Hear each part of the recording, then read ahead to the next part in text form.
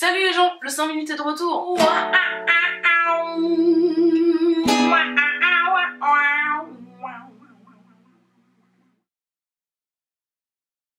Quand tu as une chaîne YouTube et que tu postes des vidéos, tu t'attends de temps en temps à recevoir des commentaires ou des messages qui te laissent un petit peu...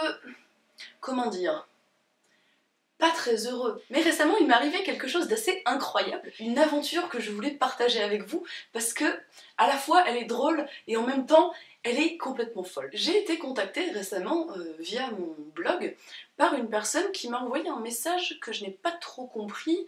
Je vais mettre un masque parce que c'est une personne que je connais pas. Meuf, si c'est de moi que t'as parlé dans ta dernière vidéo suite à mes tweets d'hier, je pense à t'attaquer en diffamation. Suite à quoi je me suis dit, tiens, cette personne semble avoir une dent contre moi et je ne sais pas de quoi elle parle, puisque je ne sais pas qui elle est, je n'ai parlé de personne dans ma dernière vidéo, qu'en est-il? Donc je lui ai envoyé un message en lui disant, écoute, je ne comprends pas de quoi tu me parles, du début à la fin, je suis un petit peu perdue, est-ce que tu veux bien m'éclairer sur quel est le problème, quoi? Et je n'ai pas eu de réponse.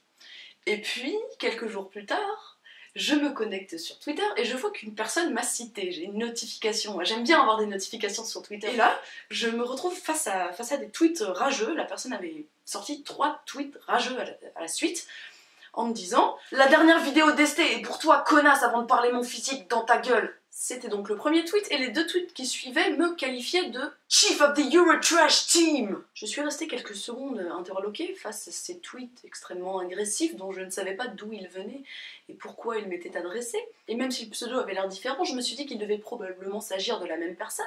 Alors je lui ai demandé, mais on n'a pas été présenté.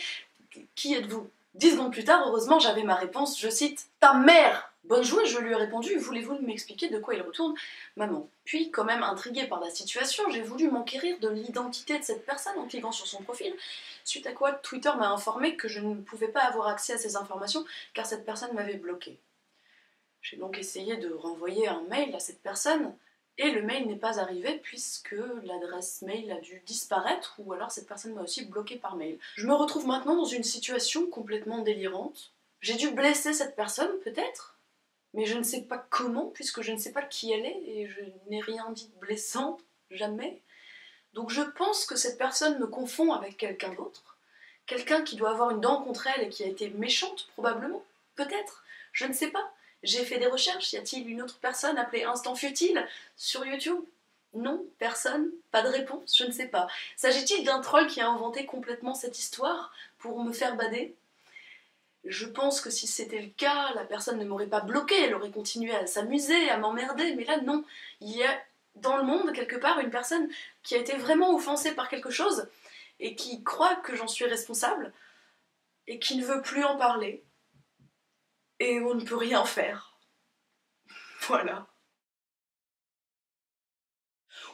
J'avais envie de vous parler d'un film que je suis allée voir au cinéma hier et ça faisait, sans déconner, des semaines que je disais que j'allais aller voir ce film parce qu'il me tentait trop. C'est Les Nouveaux Sauvages. C'est un film argentin qui se compose de petites scénettes, de petits courts-métrages en fait, et l'idée c'est que c'est des gens qui pètent un câble en fait. Des situations complètement ubuesques, de choses qui se passent dans la vraie vie, mais sauf que les personnes, au lieu de réagir normalement comme chacun réagit dans sa vie, ils font des trucs complètement délirants, genre ils tuent des gens ou ils pètent complètement un câble, enfin bref, c'est hyper drôle à regarder, franchement c'est juste très très drôle.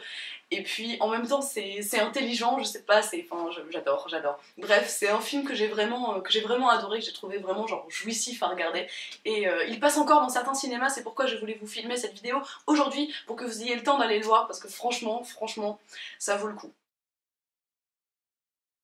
Et voici enfin arrivé le moment que vous attendiez tous depuis que vous avez lu le titre de cette vidéo. Et oui, l'anti-cerne éclat de chez Nars a été détrôné. Thank you everybody, let's thank my producer. L'anti-cerne qui me permettait de cacher mes cernes, de cacher mes boutons, qui étaient toujours là quand j'avais besoin de lui, eh bien il a été enfin détrôné par ça. Ce truc absolument inattendu que j'ai trouvé en cherchant du maquillage bio. Et donc c'est quelque chose de bio, premier bon point, et puis ce truc, c'est une merveille. Ta-da-ta-ta-ta-ta. Je voudrais m'arrêter un moment, je vous en reparlerai. Mais ce truc est trop bien. On peut l'appliquer directement comme ça sur son visage sans se préoccuper de savoir qu'on va remettre toutes les bactéries à l'intérieur du tube comme c'est le cas pour l'anti-cerne éclat de chez Nars ou d'autres qui ont cette même configuration atmosphérique. Bien que le mot atmosphérique se soit incrusté dans cette phrase sans raison apparente. Bref, comme c'est un crayon, on peut le tailler, et donc dès qu'on le taille, on arrive à du produit qui est neuf, et qui donc n'a jamais été touché par nos horribles bactéries boutonnesques. Il s'applique merveilleusement comme ça, directement. Après, on l'estompe au doigt, il s'estompe merveilleusement bien, tout en gardant une couvrance super. Il n'est ni desséchant, ni gras. Il tient, il n'a pas besoin d'être poudré. Voilà, cet épisode du 5 minutes est maintenant terminé. J'espère qu'il vous a plu, j'espère qu'il vous a amusé, j'espère que j'ai réussi à le condenser en 5 minutes puisque je pense que ça va être un petit peu difficile. Si ce n'est pas le cas, j'espère que vous me pardonnerez. Je vous souhaite une très bonne journée, une très bonne soirée et je vous dis à très bientôt. Salut!